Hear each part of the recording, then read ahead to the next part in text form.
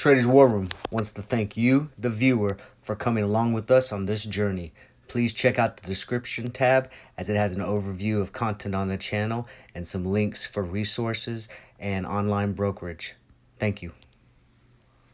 What is up, team? Chuck with Traders War Room, and I'm back at you with another video. Listen, this is your Monday market after review video, okay? And we're going to talk about what the market did today. We're going to talk about my portfolio. We're going to talk about some of the plays that we were in for this week and where I see them going the remainder of the week. And we're going to look up into our option talk with the Greeks, and we're going to go over Vega, okay? So make sure you like, share, subscribe, join the team, join the family. Listen, Twitter, Discord, YouTube, Facebook. One of those social media platforms has something for you, and I need you to come with us on this journey and be an engaging part of the team. As always, if you're ready, follow me and let's go to war.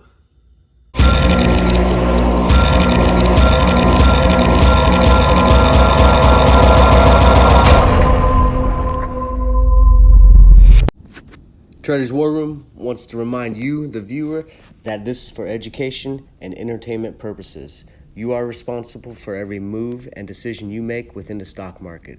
Tread cautiously and be careful, but have fun and go to war. Hey team, welcome back. Listen, first and foremost, I need to thank all of you guys for coming with us on this journey, okay? All the social media platforms from YouTube, Twitter, Discord, and the Facebook group, everything is popping off, okay? We're starting to get a lot of steam, and it's because of you guys motivating my moderator and administration team and making us put out the best content possible that we can for you guys. And you guys are giving us thought-provoking, engaging discussions for us to really drive home that shared knowledge and that understanding of the marketplace. So because of you guys, I just want to give a shout out and say thank you, because you guys truly try to make us be better for you. And that's what it's about, okay? Part of the team, and we're doing this all together as a community. Right now, we're going to get into what the market did today and a little bit of the news and check out my portfolio, and we're going to do that right now. All right, and here's the market. See red across the board, similar to kind of how it ended last Friday. So I'm hoping for a little bit more of a rebound tomorrow and a few more days moving up into the end of the week, but only time we'll see. All right, here's your market movers. I want to highlight Apple. I saw some people that capitalized on Apple. It was moving high all week last week and did a little bit of a pullback today. So some of those people got some puts on it, and congratulations if you capitalize on a little bit of Apple momentum. Also Tricks, man, this thing was at like $90 and dropped all the way down to like $15. So congratulations if you bought on low. My thought on this is it has to bounce back somewhere at least past the 20s. So I'm in it for a little bit. We're gonna ride it out, see what it does tomorrow, and hopefully are able to sell for a decent sized profit. So let's get it. All right, there's your sector performance. As you see, infotech, comm services, and energy, a lot of my plays are in those, and those are all red. So as you can probably tell when we go over my portfolio, I am red again, just like last week. So I'm hoping that we got a few little more rebounds the rest of this week moving on into next week. So let's see what we got. And there's your futures, green across the board. Remember, don't count these as gospel, okay? These are just little prediction tools just to give you a little idea on where possibly the market will go. But as we know, when that bell rings in the morning, the market does what it does, and you just have to adapt to how the market is rolling. So let's get it. All right, and there you see I'm down almost 6% on the day, close to $400. I have not done so well here recently, and I'm sure I'm not the only one, because a lot of my plays are in that energy, are in that high growth information tech and the communication services, but I'm holding tight. I got strong convictions on these moving forward into the future, and so I'm just sitting and waiting for my turn to come, being patient, and hopefully my patience pays off. So if you're in the same boat as I am, don't fret, just have patience and have strong conviction in your plays, okay? All right, so there's how the market did. You guys saw my portfolio. I'm down on the day. It was not a good day in the marketplace for me, but I'm not panicking. I'm not worrying. I got strong conviction in my plays, and we're going to talk about some of the plays that we talked about that we're looking at this week, and hopefully get a little bit of insight into where we see these plays going the rest of the week, and we're going to talk about maybe some potential plays for next week. So let's get at it. All right, one of the plays I'm hoping to see pop the rest of this week, because it has taken a beating the past week, and especially going into Thursday and Friday of last week, is XOM, okay? This is a call option. You'll see my statistics in the next picture, but right now my average cost is 78 cents. Current price is 44 cents. So you see I'm down about 43%. I have a lot of ground to pick up on this, but I like the way the chart was looking towards the end of today. I'm hoping for a reversal and some upward momentum, okay? It has some good catalysts.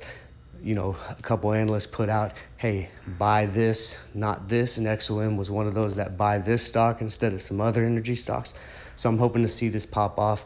My plan is I'm not going to get greedy with this because I got burned on Chevron last week. Once this passes my 78 cents, I'm going to see what the charts look like and the momentum looks like upwards, but then I'm going to make a decision, and as soon as it gets into the profit land, I'm going to cash out and secure profit, okay? I'm not playing around with the energy sector. It's been too volatile, and it's taken too many dumps in the past few weeks, so I'm playing this real tight, and I plan on getting out either tomorrow or on Wednesday.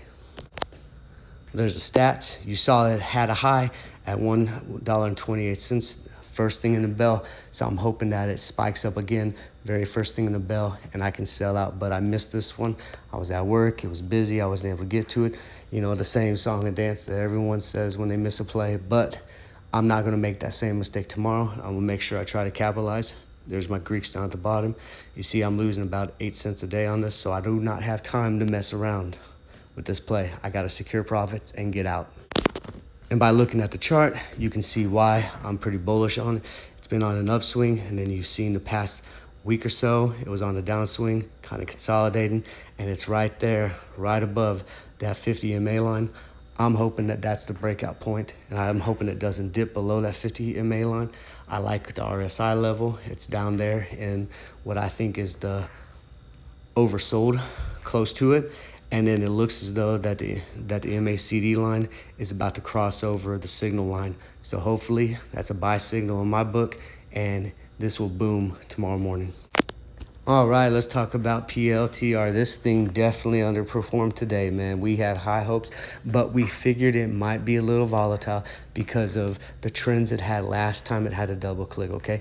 It didn't immediately spike up the last time the double click event went on. All right, so this day you saw that it dipped from a pre-market high, and then it started kind of going sideways the rest of the day. Okay, not a bad signal. I'm liking what I'm seeing here, and hopefully seeing a reversal tomorrow in the bell, and this thing will rocket up and we can capitalize on our profit. Let's take a look at the chart. And that's where I'm sitting at in my PLTR play. All right, I averaged down today. I went and bought 2 more contracts. My average is at 42 cents. Current price is 36 cents. Like I said, man, I'm playing this close, okay? Anything that looks like it's about to start running up, I'm going to start selling contracts on the way up, okay? 1 contract, 2 contracts, 3 contracts, 4, all right? I'm not going to go in all and not take capitalization of a run-up. But I'm definitely going to start securing profits and making sure that I get mine on the way up. You see right there, that first line? All right, so moving up into the double click event, right? You see that it had some red days. It was pulling back pretty hard, and all of a sudden, right before the double click event, it started skyrocketing, okay? We didn't see that today, but we still got tomorrow. The double click event isn't until the 14th, and who knows, even the morning of the 14th, this thing might boom up before people start securing profits, and then we can catch the put on the way down. But only time will tell. I'm definitely playing this very close, and I've got my full attention on it tomorrow to see where this goes. Let's now talk about Stpk. This one completely underwhelmed all day today. There's my position. As you see, I'm significantly down in this play. I'm still holding, but at this point, I don't have high hopes on it, as you'll see my statistics on the next slide. There's my statistics. You see my implied volatility is extremely high. and my Greeks are extremely low, and my theta is at 5 cents a day. So time is against me, and I don't have much acceleration going forward with this play unless something drastic happens in the marketplace. So the chart, I actually like what I'm seeing, okay? It's right there below the 50 MA line, okay? It's above the 5 and it's above the 15. I like what I'm seeing. I'm hoping for a breakout. You know, this has potential, definitely, and this can run, as you can see from previous runs, but only time will tell. We got some days to cover, but definitely we're losing money through theta, so we need to kind of speed the ball up on this one and secure them profits, okay? So for me on this play, anything I'm pushing for 20% or above in profits, I'm gonna secure immediately and not give it a second thought. All right, and let's look into a couple plays for later on this week and possibly next week. I like CAN. I think it's going to show some rebound. They just had some earnings report today, didn't do so well. So you see the drop. That's kind of consolidating. It looks as though it might be starting to do its little reversal thing. So we're going to watch it tomorrow. If you're looking into options, I think the May 21st option, $15 or $12.50, might give a good opportunity to come out looking pretty green on the other side, but we'll see what this does in the market tomorrow. Another play I like is ATXI. They had a pretty significant drop. It dropped all the way from the 7s down to the high 1s, low 2s, and then kind of came back towards the end of the market. They got some FDA news coming out, so I'm sure that people were just securing profits, you know, buy the rumor, sell the news type of thing. And so we're going to see what this has to do in the market tomorrow. Might give an opportunity to ride up on the catalyst, especially if the news was good. And one more play. This is a speculative EBON. The previous months, it's had highs at about between the 15th and the 18th, coming in January, February, and March. So I'm hoping the same thing will happen this month. And let's look at the options. These are options that I'm considering, $7.50 and $5 calls. We'll see what the market looks like tomorrow with these, but going to the next slide, you'll see where the pattern tended to repeat itself each month around the same time frame. So there you see the blue marks kind of showing you the rise and the fall. So we're looking at this. Maybe this will be something that we can capitalize on, but you know, the market's been kind of wishy-washy lately, so I'm not sure on this play, but like I said, this is speculative, but I'm going to watch this, and if I see an opportunity, I'm not going to be afraid to pull the trigger, and I definitely alert you guys. All right, there you go. You got the game plan. You got a little bit into my insight. You know, I got strong convictions in these plays, and that's why I don't panic sell, okay? I see opportunity, and I'm trying to roll with it, all right? But listen, everyone has to measure their own risk and reward, okay? So measure your risk and your reward, and make sure that you guys get out when you feel comfortable, hopefully in profit, but at least to conserve your capital, all right? Now, right now, we're gonna go ahead and get into our option discussion. We're gonna talk about Vega, specifically how Vega works against your option portfolio and your option plays. So let's talk about Vega. So I like how this site, and check the description. The link to this site will be in there, but I like how this breaks down Vega. So we need to remember that future contracts can be effective and efficient risk management trading tools. We talked about it earlier. Futures kind of give you a prediction, but with options and futures, there's more dimensions going risk versus reward. Okay, you got the Greeks. And we're going to talk about specifically Vega today. And Vega is the Greek that measures an option sensitivity to implied volatility. That is the change in the options price for 1 point change in implied volatility. And traders can usually refer to this without a decimal point. So example, if your volatility was 14%, you would say you got a vol of 14. Just giving you guys a little knowledge in the stock market game for when you hear these things and you read these things, so you understand what's going on. I'll leave this here for a second. You can pause and kind of read the rest. So we've already talked about how I like charts and graphs and some sort of visual representation. So For this exercise, we're going to say that we have an example. The value of an option play that we're in is $7.50. The implied volatility is 20, and the Vega is 0.12. So we're assuming that the volatility moves from 20 to 21.5 for this. And you can see the chart below. That is a 1.5 volatility increase. And we get that because we take the new volatility minus the old volatility, and that gives us our new volatility. And you can see that in the top right of the chart right there, 1.5. Now the option price will increase by 1.5 times the Vega. Remember, our Vega in this demonstration is 0.12. So we take the volatility increase and we times that by the Vega, and we get our new decimal point, which is 0.18. And we are adding that 0.18 to our original option contract, which now gives us a new one of 7.68. So that is telling you how the stock will rise for 1 point given the implied volatility and the Vega. Now remember, if it drops 20 to 18, this is 2 points. This will decrease 0.12, and that'll equal 0.24. Doing the same math, only now we are adding and making the option premium 7.26. So for everything that increases, you do the opposite when it decreases.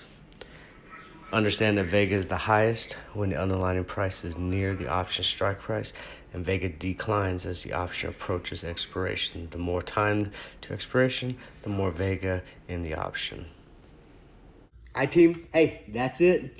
Video's a wrap. I hope I broke down Vega a little bit so that you understand a little bit better and how it plays into your option portfolio and your option plays, okay? I hope I gave you a little bit of understanding on where I see our plays that we're currently in going in the next few days towards the end of the week. And I hope I gave you a little bit of insight into some future plays that we see possibly popping off later this week and moving into next week, all right? Now listen, here at Traders War Room, we look at the war zone or the stock market as a war zone. It's the stocks and the sectors, those are our battles, all right? We do it together. We do it as a team and a community. We attack, conquer, and destroy the stock market. Right now, the stock market's not very pretty, so it's a great time to dig our foxhole deeper and reposition ourselves and do a little bit of recon and surveying of the stock market, okay? So that when we do decide to get out there and attack, we are that much laser focused on our target at hand, and we come out hopefully profitable, but at least more knowledgeable so that we're better prepared today than we were yesterday. And that's the ultimate goal. So, as always, if you're ready, follow me and let's go to war.